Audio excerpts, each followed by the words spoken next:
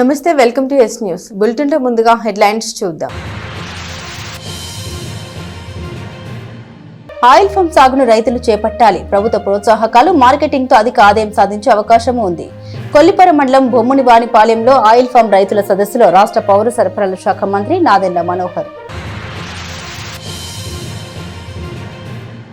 Banking వ్యాపారం, సామాజిక సేవల స్టేట్ బ్యాంక్ ముందంజలో ఉంది. కొత్తపేటలో నూతన భవనంలో స్టేట్ బ్యాంక్ ప్రాంతీయ కార్యాలయాన్ని ప్రారంభించిన ఆ బ్యాంక్ మేనేజింగ్ డైరెక్టర్ అమర రామ్మోహన్ రావు వెల్లడి. పోలీస్ సిబ్బంది ధ్యాన శిక్షణ, మానసిక ప్రశాంతతతో విధులు చేయొచ్చన్న హార్ట్ఫుల్నెస్ ప్రతినిధులు. మొక్కజొన్న లోడు లారీలతో కలవరపడుతున్న మా దారిలో లారీలు తిరిగేందుకు వీల్లేదు. చెంచుపేట అమరావతి కాలనీ, ఇందిరా కాలనీ ప్రజల ఆగ్రహం. రోడ్డుపై రాళ్లను అడ్డుగా ఉంచి వాహనాల్ని అడ్డుకున్న స్థానికులు. రాష్ట్రంలో అధికారంలో ఉన్న కూటమి ప్రభుత్వం ప్రతి నెల 1వ తేదీన సామాజిక పెన్షన్లను క్రమం తప్పకుండా పంపిణీ చేస్తున్నట్లు తెనాలి ఎమ్మెల్యే, రాష్ట్ర పౌర సరఫరాల శాఖ మంత్రి నాదెండ్ల మనోహర్ తెలిపారు. తెనాలి నియోజకవర్గంలోని మండల కేంద్రం కొల్లిపర గ్రామంలో సోమవారం ఎన్టీఆర్ భరోసా పెన్షన్ల పంపిణీ కార్యక్రమంలో మంత్రి నాదెండ్ల మనోహర్ పాల్గొన్నారు. లబ్ధిదారుల ఇంటింటికి వెళ్లి స్వయంగా పెన్షన్లు అందించారు. లబ్ధిదారులను పలకరించి వారి యోగక్షేమాలను అడిగి తెలుసుకున్నారు. ఈ కార్యక్రమంలో అధికారులు, జన సైనికులు పాల్గొన్నారు.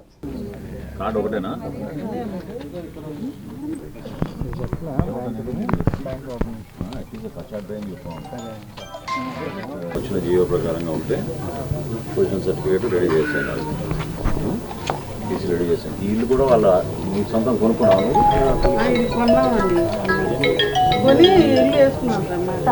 అనే సమస్య ఏంటి ఇప్పుడు?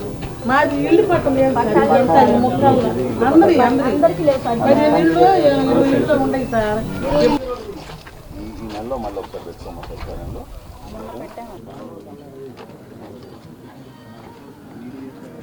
అంటే ప్రతి నెల 3,96,00,000 రూపాయలు 1వ తారీఖున నగదు రూపంలో ఇంటింటికి వెళ్ళి మనకు సచివాలయ సిబ్బంది అద్భుతంగా పంపిణీ చేస్తూ ఉన్నారు. సంక్షేమంతో పాటు ప్రజలు కోరుకునేది అభివృద్ధి. ఏ ప్రాంతంలో వెళ్ళినా కూడా ఈ కాలనీస్లో ఎక్కువగా సైడ్ కాలువల గురించి, ఈ మరునీటి గురించి ఆ సమస్య నా దృష్టికి తీసుకొచ్చారు. గత సంవత్సరం ముందు రోడ్లు విస్తరణ, రోడ్లు వేసే కార్యక్రమం దాదాపు 80% వరకు మనం అన్ని ప్రాంతాల్లో కంప్లీట్ చేసుకోగలిగాం.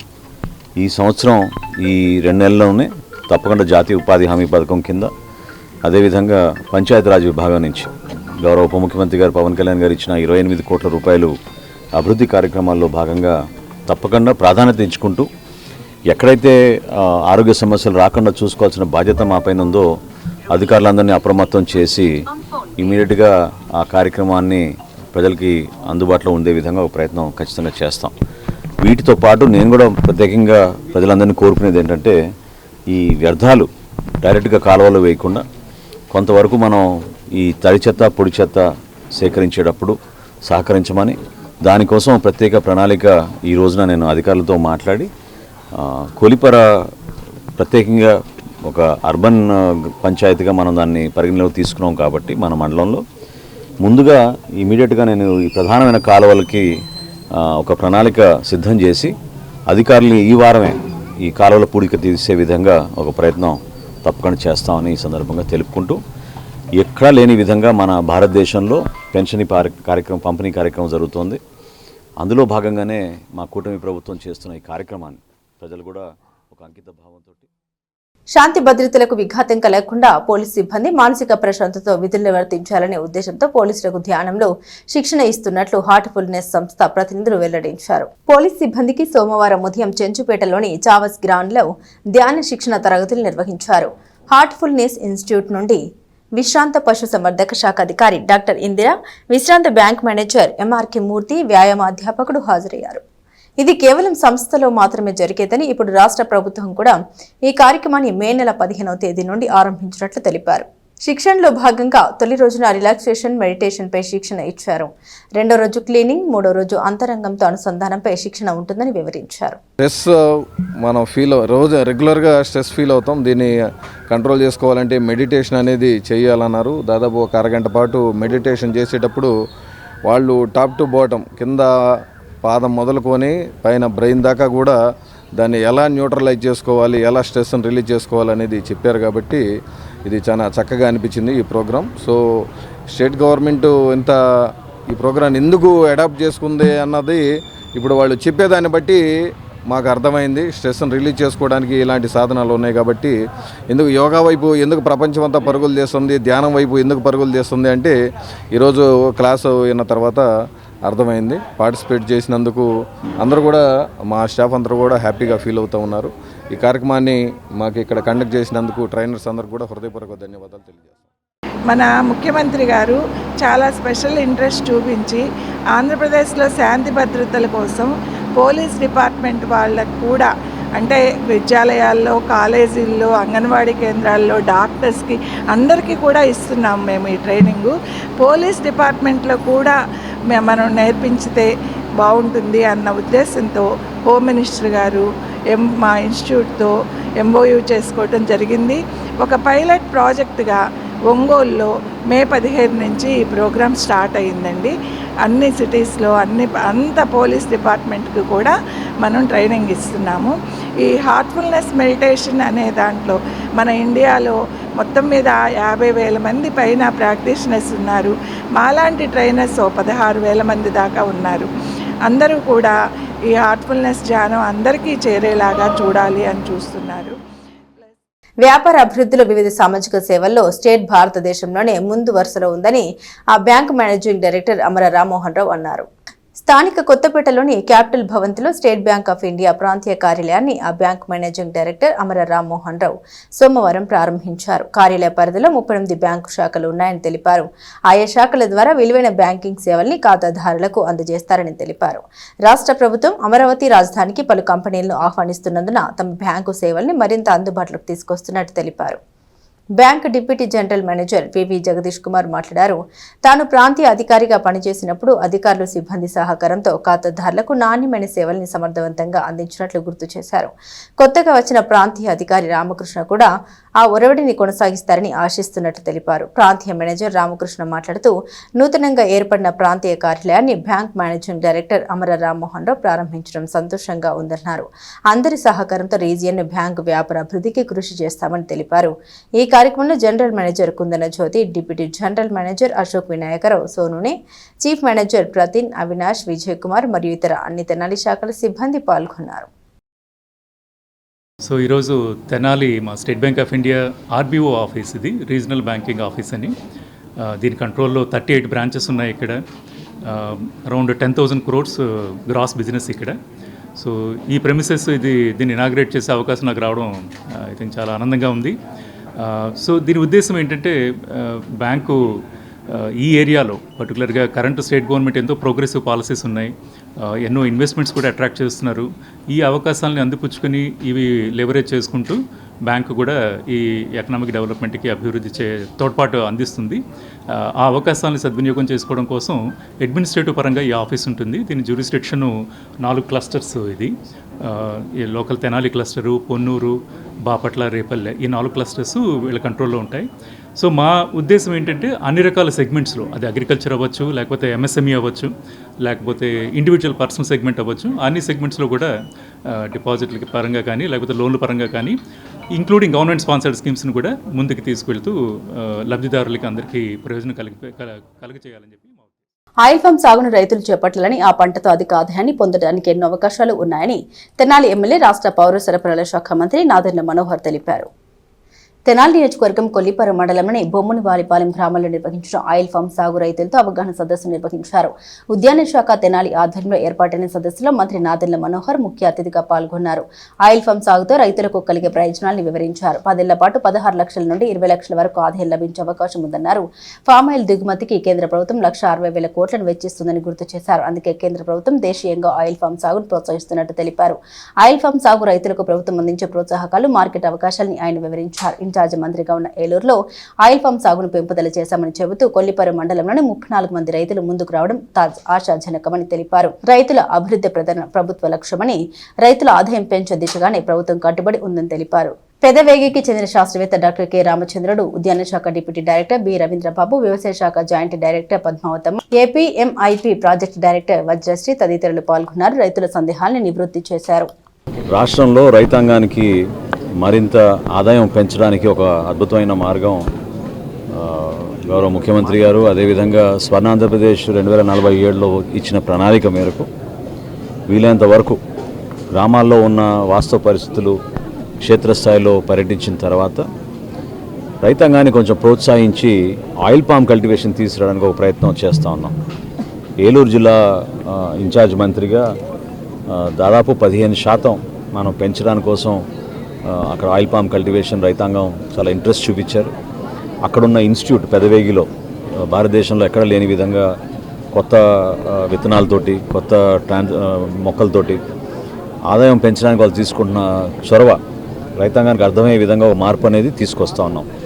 ఈరోజు తెనాలి నియోజకవర్గంలో కొలిపర మండలంలో ప్రత్యేకంగా ఒక 34 రైతులు సుమారు 84 ఎకరాలు విస్తరించడానికి కోసం పంట వేయడానికి వాళ్ళు అంగీకరించారు. వాళ్ళతో ఈరోజు ముఖాముఖి సమావేశం ఏర్పాటు చేసి వాళ్ళకున్న అనుమానాలు ఏ విధంగా రాబోయే రోజుల్లో ఈ ప్రాంతానికి అందించిన 3F కంపెనీ ద్వారా ఈ పామాయిల్ సేకరణ ఏ విధంగా జరుగుతుంది, ప్రాసెసింగ్ ఎట్లా జరుగుతుంది, ఎన్ని బై ప్రోడక్ట్స్ వల్ల వాళ్ళ ఆదాయం పెరుగుతుందనే విషయం పైన కూలంకుషంగా చర్చించుకున్నాం. ఖచ్చితంగా ఇది ఒక అద్భుతమైన అవకాశంగా నేను భావిస్తున్నాను. నేను పర్సనల్గా చాలా లోతుగా దీని గురించి కొంచెం అధ్యయనం చేశాను, అర్థం చేసుకున్నాను. హార్టికల్చర్ మూమెంట్ తీసుకొస్తేనే రైతులకి ఆదాయం పెరుగుతుంది. ఖచ్చితంగా ఎకరానికి 1,50,000 నుంచి 1,80,000 వరకు ఆదాయం రైతాంగానికి వచ్చే విధంగా ఇంటర్ క్రాపింగ్ ద్వారా కోకో కానివ్వండి, పెప్పర్ కానివ్వండి, బీటిల్ నట్ కానివ్వండి, అరేక నట్ అంటారు, వీటిని కూడా వాళ్ళు వేసుకోవడానికి ఒక అవకాశం ఖచ్చితంగా రైతాంగానికి ఉంది. వాతావరణంలో మార్పులు కూడా తట్టుకోవడానికి ఈ ఆయిల్ పామ్ చాలా ఉపయోగపడుతుంది. కాబట్టి మా వంతు మేము ప్రభుత్వం నుంచి, హార్టికల్చర్ డిపార్ట్మెంట్ నుంచి, వ్యవసాయ శాఖ నుంచి, అదేవిధంగా ఇక్కడ ఈ ప్రాంతానికి కేటాయించిన 3F కంపెనీ ద్వారా మొట్టమొదటిసారి రోజు కొలిపర మండలంలో వాళ్ళతో చర్చించాం. రాబోయే రోజుల్లో పెదవేగికి వీళ్ళు తీసుకెళ్ళి అక్కడ క్షేత్రస్థాయిలో రైతాంగంతో సమావేశం ఏర్పాటు చేసి ఆ ఇన్స్టిట్యూట్లో కూడా కొత్త పద్ధతులతో మేము చేస్తున్న మార్పు, ఎందుకంటే ఎప్పటి నుంచో పూర్వకాలం నుంచి సాంప్రదాయబద్ధంగా జరుగుతున్న ఈ వ్యవసాయ రంగంలో మార్పు తీసుకురావడం కోసం ఒక అడుగు ముందుకేస్తామని మనస్ఫూర్తిగా నేను రైతాంగానికి వారి సహకారం, రాష్ట్ర ప్రభుత్వం ప్రత్యేకంగా చంద్రబాబు నాయుడు గారి నాయకత్వంలో ఈ రోజున మేము సోలార్లో ఇస్తున్న సబ్సిడీ కానివ్వండి, డ్రిప్ ఇరిగేషన్ సబ్సిడీ కానివ్వండి, అదేవిధంగా విత్తనాలు ఉచితంగా, అంటే ఈ రైతులకి ట్రాన్స్ప్లాంటేషన్ కోసం ఉచితంగా సుమారు 70,000 రూపాయలు హెక్టార్కి వాళ్ళకి వర్తించేటట్టు ఒక పంట తీసుకొచ్చాం. మాకు ఇలాగే ఒక ప్రైవేట్ కంపెనీ వాళ్ళు, గవర్నమెంట్ సిఫారసు కాదు, అది తీసుకొచ్చి వాళ్ళు ఏం చేశారంటే టన్ను నీకు 30,000 రూపాయలు ఇస్తామని, మాకు 10 టన్నులు లోడ్ అయ్యేటట్టు ఉండాలా, మేము తీసుకెళ్తామని చెప్పి నాకు సిఫారసు చేస్తే మరి నేను నమ్మి 5 ఎకరాలు వేశాను. మాకు సీడ్ మంచి దొరికింది, కాపు బాగా వచ్చింది. కానీ తీరా తీసుకెళ్ళిపోయేదానికి వాళ్ళు ఫెయిల్ అయ్యారు, తీసుకెళ్ళలేకపోయారు. దాంట్లో నాకు అనుకున్న లాభం రాలేదు. నేను లోకల్ మార్కెట్ సేల్ చేస్తే టన్నుల కొద్ది వచ్చింది కాబట్టి విపరీతంగా కాపు వచ్చి సేల్ కాలేదు, నష్టపోయాం. కాబట్టి ఆయిల్ పామ్ గారు వేసిన తర్వాత మళ్ళీ అలాంటి ప్రాబ్లం రాకుండా ఉంటుందని చెప్పి మరి మినిస్టర్ గారు గవర్నమెంట్ నుంచి మంచి సపోర్ట్ ఇస్తున్నారు కాబట్టి మేము ఇది చేస్తున్నాం. అలాగే రాఘవరావు గారు రోజు వచ్చి మీరు వేస్తే రెడ్డి గారు అందరూ వేస్తామంటున్నారంటే నా మీద ఉన్న నమ్మకాన్ని మేము పోగొట్టుకోకూడదు కదా. ముందు మనం రైతులు పండించే వాళ్ళ దగ్గర తీసుకెళ్ళండి మమ్మల్ని. అక్కడ మా ఎకరానికి ఎన్ని మొక్కలు వేస్తున్నారు, ఏ వెరైటీ చేశారు, దాని మీద దిగుబడి ఎంత వస్తుంది, పెట్టుబడి ఎంత అవుతుంది, వేస్తే లాభం ఏంది, వేయకపోతే మనం ఏం నష్టపోతాం అనేది మాకు ఎక్స్ప్లెయిన్ చేస్తారు రైతులు. దాంట్లో అందరి పండుగ ఏం వేస్తే బాగుంటుంది, మా స్థాయికి ఏమి సెట్ అయ్యింది, వేస్తే బాగుంది. మా మండలంలో వాళ్ళు రైతులు చాలా తెలివైన వాళ్ళు, యాక్టివ్గా పనిచేస్తారు కాబట్టి మంచి వెరైటీ ఇచ్చి మంచి ప్రోత్సాహం ఇస్తే వాళ్ళకన్నా ఇంకా ఈ ప్రాంతంలో ఎక్కువ దిగుబడి వస్తానికి మంచి నేలలు కాబట్టి అవకాశం ఉంది. అలాగే పేదలకు సామాజిక పెన్షన్లు రాష్ట్ర ప్రభుత్వం ఖచ్చితంగా ప్రతి నెల 1వ తేదీన అందజేస్తున్నట్లు టీడీపీ తెనాలి నియోజకవర్గ పరిశీలకులు రాష్ట్ర అధికార ప్రతినిధి అప్పసాని రాజేష్ అన్నారు. పేదల సేవలో ఎన్టీఆర్ భరోసా పెన్షన్ పంపిణీ కార్యక్రమంలో భాగంగా సోమవారం స్థానిక 23వ వార్డులో అప్పసాని రాజేష్ లబ్ధిదారులకు పెన్షన్లు పంపిణీ చేశారు. ఈ కార్యక్రమంలో తెలుగుదేశం పట్టణ పార్టీ అధ్యక్షులు మహమ్మద్ కుద్దూస్, క్లస్టర్ 8 ఇన్ఛార్జి మంగమూరి హరిబాబు, వేమూరి శేషగిరిరావు, కొండ రమాదేవి, షేక్ నాగూర, 23వ వార్డు ప్రెసిడెంట్ హైమారావు, వేముల రాజేష్, షేక్ ఖాదర్, గంట రవికిరణ్, వేముల గోవిందు, హంస, విజయభాస్కర్, సాయి చైతన్య, 21, 22, 23, 24, 25 వార్డుల నాయకులు, కార్యకర్తలు పాల్గొన్నారు. చంద్రబాబు నాయుడు గారు తాను వాగ్దానం చేసిన 4,000 రూపాయల పెన్షన్ అమలు చేస్తానని చెప్పిన వాగ్దానాన్ని నిలుపుకుంటూ 2024 జూన్ 12 ప్రభుత్వం 10 బాధ్యతలు చేపడితే 2024 జూలై 1 అంటే ప్రభుత్వ అధికారంలోకి వచ్చిన కేవలం 19 రోజుల్లో ఆ 3,000 ఉన్న పెన్షన్ 4,000 చేస్తూ మేనిఫెస్టో ప్రకటించిన ఏప్రిల్ నెల నుంచి ఆనాడు జగన్మోహన్ రెడ్డి ప్రభుత్వం అధికారంలో ఉంది, కోడ్ ఆఫ్ కండక్ట్ అమల్లో ఉంది. అయినా సరే ఏప్రిల్, మే, జూన్ నెలలను కూడా కలుపుకొని ఆ 3 నెలలది కూడా 1000 రూపాయల చొప్పున కొత్తగా పెంపుదలైన 4000 కలిపి 2024 జూలై 7వ తారీఖు రోజు జూలై 1వ తారీఖు నుంచి 7000 రూపాయల పెన్షన్ అమలు చేస్తూ వస్తున్నారు. అంటే చంద్రబాబు నాయుడు గారు ఆయన ప్రజలకు ఇచ్చిన వాగ్దానాలను ఏ విధంగా నిలుపుకుంటున్నారు అని. ఇదే సందర్భంలో ఇవాళ ఫిజికల్ డిజబిలిటీ పెన్షను 3000 ఉన్నదాన్ని 6000 చేశారు. అలాగే కిడ్నీ డయాలసిస్ పేషెంట్లకి 5000 ఉన్న పెన్షన్ 10,000 రూపాయలు చేస్తున్నారు. 85% నుంచి 100% వరకు డిజబిలిటీ ఉండి బెడ్ రిడెన్ అయి ఉన్న పేషెంట్లకి 15,000 రూపాయలు పెన్షన్ ఇస్తూ ఉన్నారు. వీటికి అదనంగా చంద్రబాబు నాయుడు గారి పాలనా హయాంలోనే చేనేత కార్మికులకి, కలుగీత కార్మికులకి, ఒంటరి మహిళలకి, అలాగే హిజ్రాలకి, వీళ్ళందరికీ కూడా ట్రాన్స్జెండర్లకు కూడా పెన్షన్ సౌకర్యాన్ని మొట్టమొదటిగా కల్పించడం జరిగింది. ఇవాళ 26 రకాల పెన్షన్లు రాష్ట్ర వ్యాప్తంగా 62,60,000 మందికి ప్రతి నెల సుమారుగా సంవత్సరానికి 41,000 కోట్ల రూపాయలు కేవలం సామాజిక పెన్షన్ల మీద ఖర్చు చేస్తూ ఉన్న ఏకైక ప్రభుత్వం భారతదేశంలో చంద్రబాబు నాయుడు గారి నాయకత్వంలో ఉన్న ఎన్డీఏ కూటమి ప్రభుత్వం. ఇంతగా పేదల సేవలో తరిస్తున్న చంద్రబాబు నాయుడు గారిని మళ్ళీ కూడా ప్రజలు ఆశీర్వదించాలి అని చెప్పని, ఈ విధంగా ప్రజల కష్ట సుఖాల్లో అండగా నిలబడే చంద్రబాబు నాయుడు గారి నాయకత్వానికి ప్రజలు కూడా మద్దతుగా నిలవాలి అని చెప్పని, ఏ ఇంటికెళ్ళి పెన్షన్ అందించినా కూడా ఆ ఇంట్లో ఉన్న వృద్ధులో, వికలాంగులో, వితంతువులో చంద్రబాబు నాయుడు గారిని ఆశీర్వదిస్తున్న తీరు చూస్తున్నప్పుడు ఆ నాయకత్వంలో పనిచేస్తున్నందుకు మనందరం కూడా గర్వకారణంగా ఫీల్ అవుతూ ఉంటాం. Thank you. IIT JEE advanced పరీక్ష ఫలితాల్లో వివేక విద్యా సంస్థలకు చెందిన 5 విద్యార్థులు ఐఐటి ఇంజనీరింగ్లో అడ్మిషన్కు కావాల్సిన ర్యాంకులు సాధించినట్లు వివేక డైరెక్టర్ డాక్టర్ రావిపాటి వీరనారాయణరావు తెలిపారు. స్థానిక కొత్తపేటలోని వివేక మహిళా జూనియర్ కాలేజీలో సోమవారం సాయంత్రం ఐఐటి జేఈ అడ్వాన్స్డ్ పరీక్షలో ఉత్తమ ర్యాంకులు సాధించిన విద్యార్థుల అభినందన సభ నిర్వహించారు. వివేక విద్యా సంస్థల డైరెక్టర్ వీరనారాయణరావు మాట్లాడారు. తమ విద్యార్థులు పి సంతోష్ 2506, జి అవినాష్ 3299, ఎన్ యశస్వి 3301, ఎన్ సంపత్ కుమార్ 3697, పఠాన్ సుహానా 4243 ర్యాంకులతో జాతీయ స్థాయిలో ప్రతిభను చాటారని తెలిపారు. గ్రామీణ ప్రాంతాలకు చెందిన సాధారణ కుటుంబాల్లోని వీరంతా జేఈఈ మెయిన్స్లో 90% పైగా పర్సెంటేజ్తో అడ్వాన్స్డ్ పరీక్షలకు అర్హత పొందినట్లు తెలిపారు. భారతదేశంలో ప్రతిష్టాత్మకమైన ఈ పరీక్షలో ప్రతిభను ప్రదర్శించి ఐఐటీలో సీట్లు పొందడానికి కావలసిన ర్యాంకులు సాధించడం గర్వకారణమన్నారు. విద్యార్థుల శ్రమకు, తల్లిదండ్రుల ప్రోత్సాహానికి, అధ్యాపకుల కృషి ఆయన అభినందించారు. వివేక విద్యా సంస్థల executive director doctor K Ramaraju, coordinator N Sunil Kumar, dean N Srinivasarao, CEO Udayakuran, Venkatram, Sai Awaz, Murali, Rambabu తదితరులు పాల్గొన్నారు. మా మాస్టర్ చెప్పేదే కాకుండా, మా ఇవ్వడానికి చెప్పేవాళ్ళే కాకుండా అదనంగా ఎవరైతే వచ్చారో వాళ్ళు ఉపయోగించుకోవడం కూడా చక్కగా ఉపయోగించుకున్నారు. ఉదాహరణ నార్త్ ఇండియన్ టీచర్స్ వచ్చారు, అది వాళ్ళని కూడా చక్కగా వాళ్ళు ఉపయోగించుకున్నారు. మహేష్ అగర్వాల్ లాంటి వాళ్ళు, ధీరేంద్ర చౌదరి, ధర్మేంద్ర చౌదరి లాంటి వాళ్ళు, వాళ్ళందరూ చక్కగా వాడుకున్నారు. ఇంతే కాకుండా అడ్వాన్స్ పరీక్ష కోసం ఆన్లైన్ కోచింగ్ కూడా తీసుకున్నారు. పాపం ఇప్పించాము ప్రత్యేకించి వీళ్ళ గురించి ఎక్కడెక్కడ ఏ డౌట్స్ ఉంటాయి, మ్యాథ్స్ ఏ డౌట్స్ ఉంటాయి, ఫిజిక్స్ ఏ డౌట్స్ ఉంటాయి, కెమిస్ట్రీ ఏ డౌట్స్ ఉన్నాయి అని తెలుసుకుని మనం చెప్పగలిగినట్టు చెప్పి చెప్పలేని వాటి గురించి కూడా నీళ్ళు పెట్టకుండా మరి వాళ్ళకి ట్రైనింగ్ ఇవ్వడం జరిగింది. వాటికి కూడా పాపం అటెండ్ అయ్యారు. ఇలా ఇంటర్మీడియట్ అందరికంటే బాగా చెందారు. ఈసారి కొత్తగా మాకు యంగ్స్టర్స్ దొరికారు. మా ఉదయకరణ రూపంలో ఒక యంగ్స్టర్, వెంకటరామ రూపంలో ఒక యంగ్స్టర్, సాయి సాకేత రూపంలో ఒక యంగ్స్టర్. వీరు కూడా పట్టుదల బట్టి జాతీయ స్థాయిలో పరీక్ష నెగ్గాలంటే ఎలాంటి ట్రైనింగ్ ఇవ్వాలి, ఎలాంటి మాస్టర్లు కావాలి, ఎలాంటి ప్రోగ్రాం కావాలి అనే దాన్ని పట్టుబట్టి మా చేత చేయించారు వాళ్ళు. అలా ఆ యంగ్స్టర్స్ యొక్క పట్టుదల వల్లనే ఇలాంటి మంచిగా ఐఐటీస్లో అడ్వాన్స్ కూడా సెలెక్ట్ అయ్యే చూడడానికి సంతోషిస్తున్నాను. So I want to convey sincere thanks to the youngsters. అలాగే మా విలేజ్ పీపుల్ ఉన్నారు ఇక్కడ చక్కగా, మరి అక్కడ మరి డిఆర్జీ గారు మ్యాథమెటిక్స్లో, అలాగే ఎన్ఎస్ఆర్ గారు మ్యాథమెటిక్స్లో, అలాగే ఫిజిక్స్ చెప్పాను ధర్మేంద్ర, అలాగే సునీల్ గారు, అలాగే కెమిస్ట్రీ డిపార్ట్మెంట్ ప్రతి ఒక్కరు, శ్రీకాంత్ లాంటి వారు, ప్రతి ఒక్కరు కూడా ఎంతో చక్కగా శ్రద్ధగా చెప్పడం ద్వారా జేఈ అడ్వాన్స్లో మంచి ర్యాంక్ వచ్చినందుకు ఆనందపడుతున్నాను. వివేక ఇన్స్టిట్యూట్లో చదివినందుకు ఇంకా గర్వంగా ఫీల్ అవుతున్నాను. నాకు 3000లో ర్యాంక్ వచ్చింది. మా పేరెంట్స్ సహకారం, మా ఇన్స్టిట్యూట్, మా మేనేజ్మెంట్, మా టీచర్స్, మా లెక్చరర్స్ సహకారంతో మంచి ర్యాంక్ వచ్చింది. నేను వివేక ఇన్స్టిట్యూట్లో చదువుతున్నాను 2 సంవత్సరాలు. జేఈ అడ్వాన్స్ మెయిన్స్ కోచింగ్ ఇక్కడే తీసుకున్నాను. 4000 జేఈ అడ్వాన్స్ ర్యాంక్ వచ్చింది. దీనికోసం చాలా కష్టపడిన మా టీచర్స్, మేనేజ్మెంట్ అండ్ మా పేరెంట్స్ అందరికీ thank you so much. Avinash, నేను వివేక ఇన్స్టిట్యూట్లో చదువుకున్నాను. జేఈ మెయిన్స్ అండ్ అడ్వాన్స్ వివేక కాలేజ్లో ఇచ్చిన వాళ్ళ సహకారంతోనే ఇంత ర్యాంక్ తెచ్చుకున్నాను. నాకు మెయిన్స్ 91% వచ్చింది. అలాగే అడ్వాన్స్లో 3299 వచ్చింది ర్యాంక్. దీనికి మా డైరెక్టర్ సార్కి, మా పేరెంట్స్కి అందరికీ థ్యాంక్స్.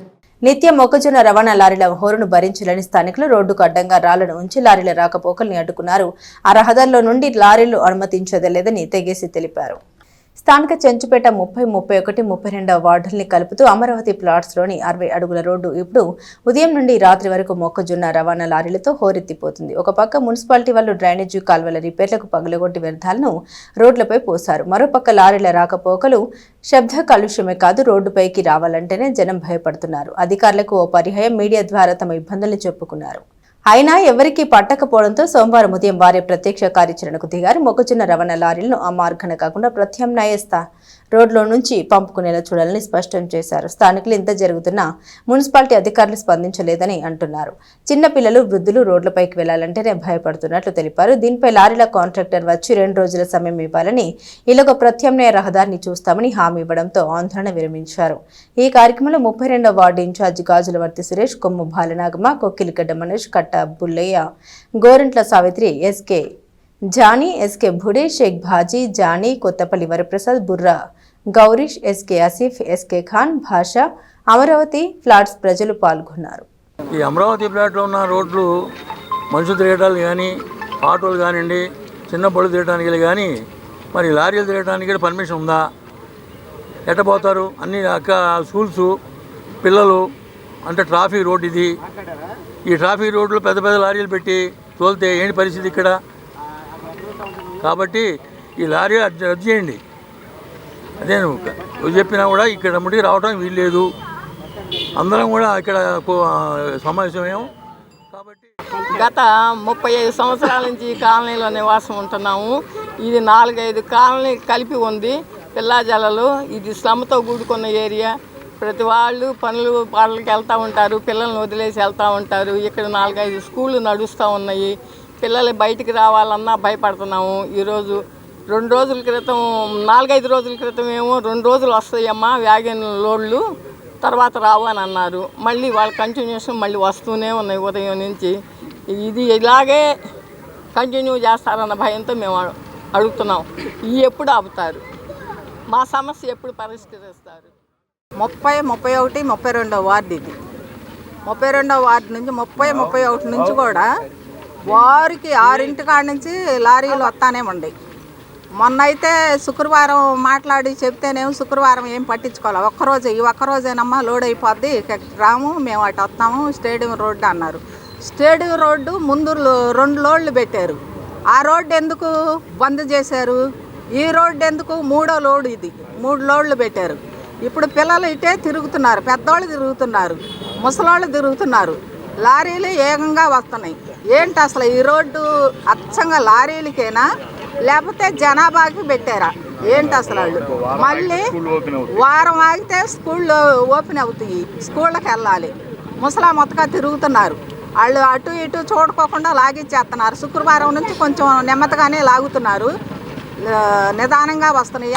అంతకుముందు ఫోన్లు మాట్లాడుకుంటా ట్రాక్టర్లు కానీ లారీలు కానీ విపరీతంగా వచ్చినాయి. కలియుగ ప్రత్యక్ష దైవమైన శ్రీ వెంకటేశ్వర స్వామిని స్తుతిస్తూ శ్రీ వికానస శ్రీనివాస ట్రస్ట్ ఆధ్వర్యంలో ఉదయస్తమాన సేవ మహోత్సవం కన్నుల పండుగగా నిర్వహించారు. స్థానిక బాలూజీపేటలో నారాయణ అష్టాక్షర దివ్యక్షేత్రంగా రూపుదిద్దుకొనున్న కోట బద్రీనాథ్ గుప్తా స్థల ప్రాంగణంలో ఆదివారం శ్రీనివాసునికి ఉదయస్తమాన సేవ కార్యక్రమం వైభవంగా జరిగింది. ఉదయం సుప్రభాత సేవతో ప్రారంభమైన కార్యక్రమంలో అభిషేకం, తోమాల సేవ, సహస్రనామార్చన, శ్రీనివాస కళ్యాణం, గరుడ సేవ, ఏకాంత సేవ కార్యక్రమాలు నిర్వహించారు.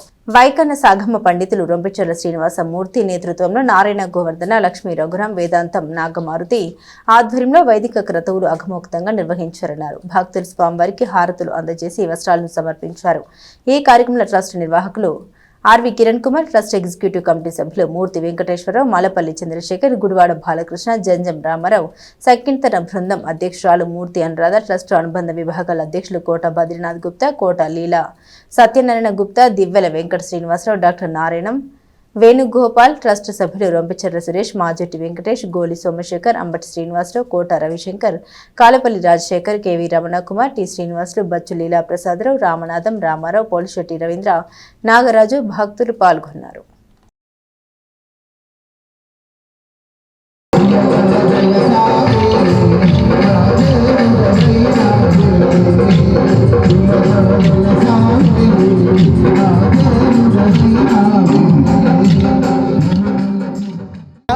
ఆధ్యాత్మిక సేవగా ప్రమాదిగా భావించి తెనాలి పట్టణంలో స్థాపించిన నుండి శ్రీ విఘ్న శ్రీనివాస ట్రస్ట్ అనేక ఆధ్యాత్మిక సామాజిక సేవా కార్యక్రమం నిర్వహిస్తూ ముందుకు వెళ్తోంది.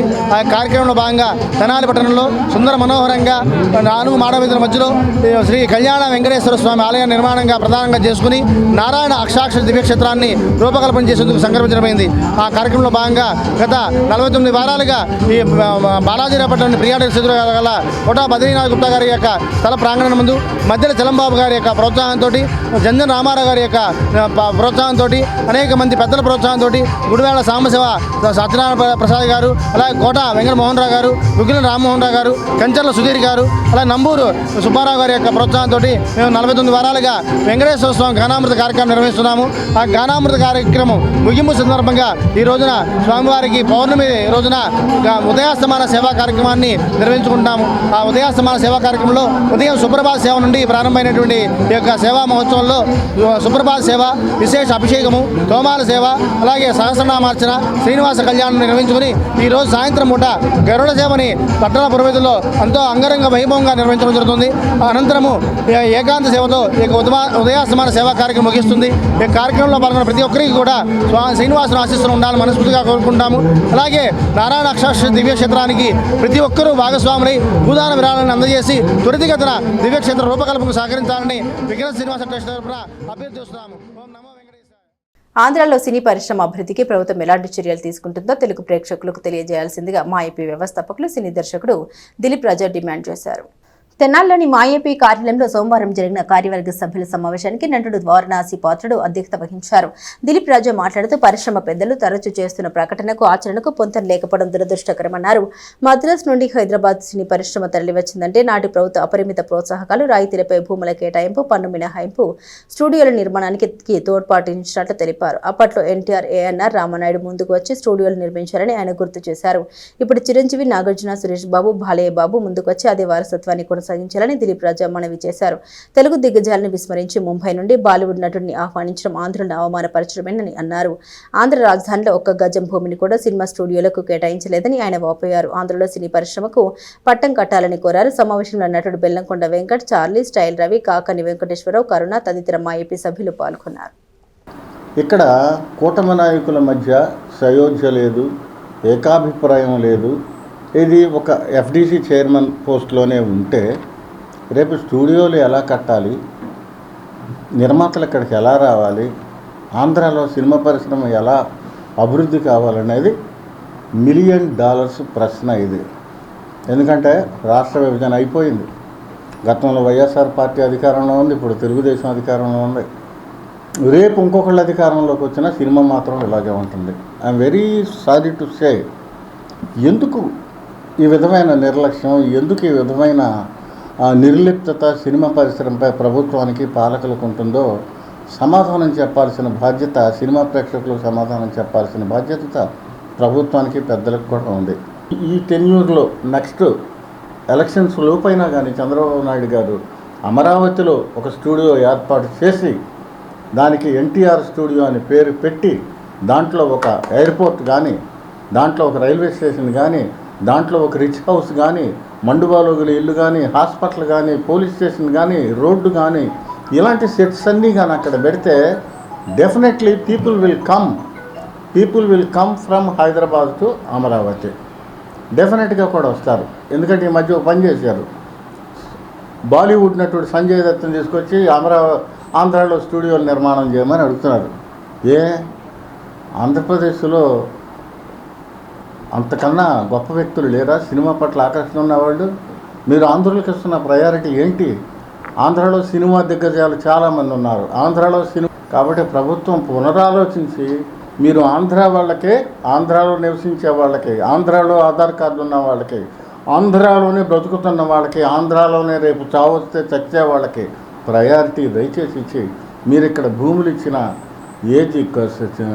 స్టూడియో నిర్మాణాలకి మీరు పాసిబిలిటీ ఏర్పాటు చేసి ఆంధ్రాలో పరిశ్రమ ఏర్పాటుకి ప్రభుత్వం కృషి చేయాలని, ఆ దిశగా పవన్ కళ్యాణ్ గారు, బాలకృష్ణ గారు, చంద్రబాబు గారు, లోకేష్ గారు అందరూ కృషి చేయాల్సిందిగా నేను మనవి చేస్తున్నా. చేతులు జోడించి కూడా నేను రిక్వెస్ట్ చేస్తున్నా.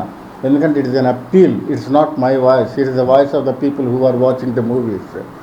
It is the plea of the people who are the lovers of the movies.